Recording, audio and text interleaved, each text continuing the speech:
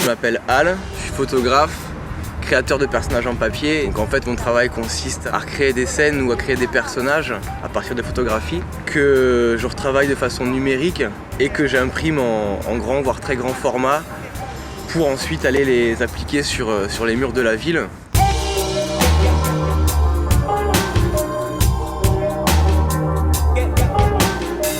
Mes personnages ils permettent en fait aux personnes qui les voient de se faire leur propre opinion, de se faire leur propre idée sur ce qu'ils doivent penser de la situation du personnage. Et c'est pas on est sur un canapé, on est devant une télévision où on prend l'information directement. Là non, il y a des choses qui sont proposées et donc ça demande vraiment une réflexion en premier lieu, quoi.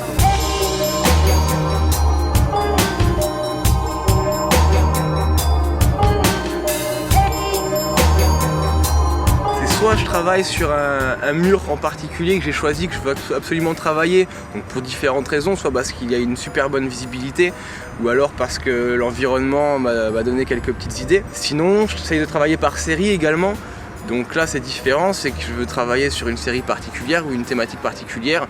Je pars avec les différents personnages dans une ville ou dans un quartier, et à ce moment-là, je passe une nuit à coller.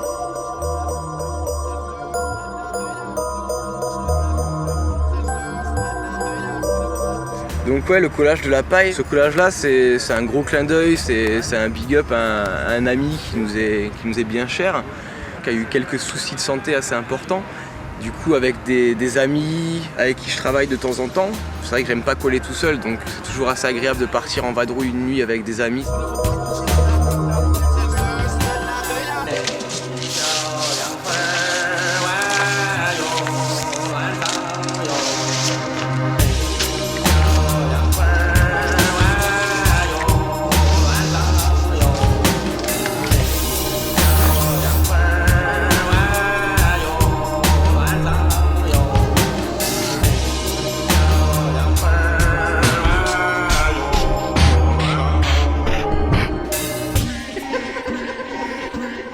Pour la Montpelliéraine qui est un événement, donc c'est une course pour le dépistage du cancer du sein. J'ai créé un visuel pour essayer également de provoquer ce simple fait d'enlever un soutien-gorge pour aller se faire dépister et que ça puisse également sauver une vie, quoi. Et du coup j'ai passé une nuit à coller une cinquantaine de ces petits personnages-là tout le long du parcours donc, de la Montpelliéraine.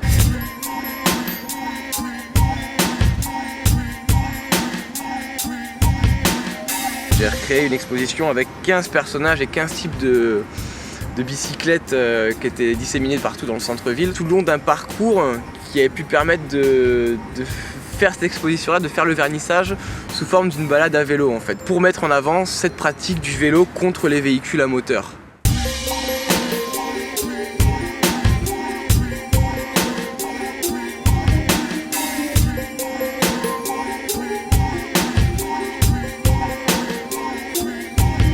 L'exposition à la manufacture de vélo était une exposition photographique de ces collages-là, où donc on prend la rue en otage, on appelle ça un streetjacking, c'est-à-dire qu'on choisit une rue, on parle d'un événement à beaucoup de monde, on fait tourner l'information, on donne le lieu que la veille, et ça donne une effervescence qui est complètement folle et hystérique, et un grand moment partagé avec des gens qu'on connaît ou pas du tout.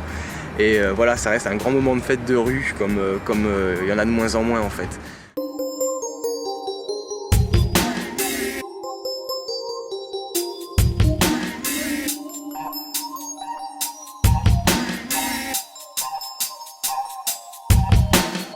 J'avais été frappé par le fait qu'il y ait énormément d'enfants qui se retrouvent plus éduqués par la télévision ou par d'autres types de médias plutôt que par eux-mêmes et les parents. Je voulais les mettre en situation en fait de ce à quoi ils peuvent être confrontés à la télévision. Des choses pas forcément bonnes à voir pour un enfant mais qui pourtant inondent les images télévisées. Et donc on les a habillés en plein de types d'activités pas forcément bonnes pour les enfants.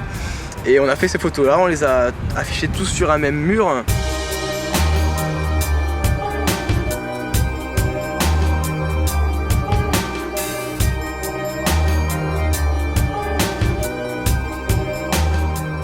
J'ai été contacté par la suite par un centre de loisirs pour mettre sur pied une collaboration avec un chorégraphe de danse hip-hop. Et du coup, on travaille avec les enfants et c'est un spectacle dansé qui traitera donc du collage et des arts urbains en général.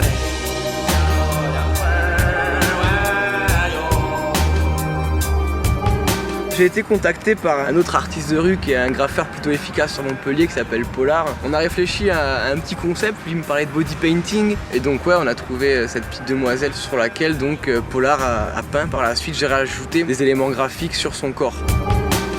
Du coup j'en ai profité pour reposer ce même type de collage avec ce qu'on appelle des QR codes. Là les gens peuvent le biper et avoir accès à la vidéo qui montre comment celui-ci a été réalisé.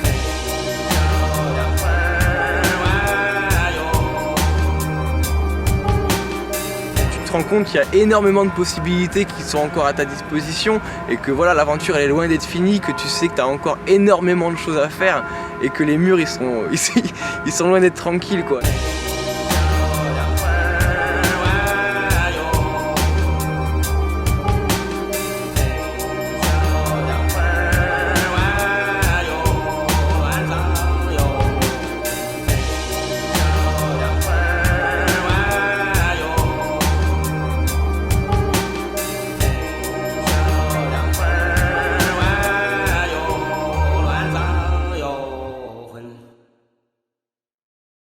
Mon mur préféré, c'est pas un mur, c'est un ensemble. Je crois que c'est les Halles Les Sacs.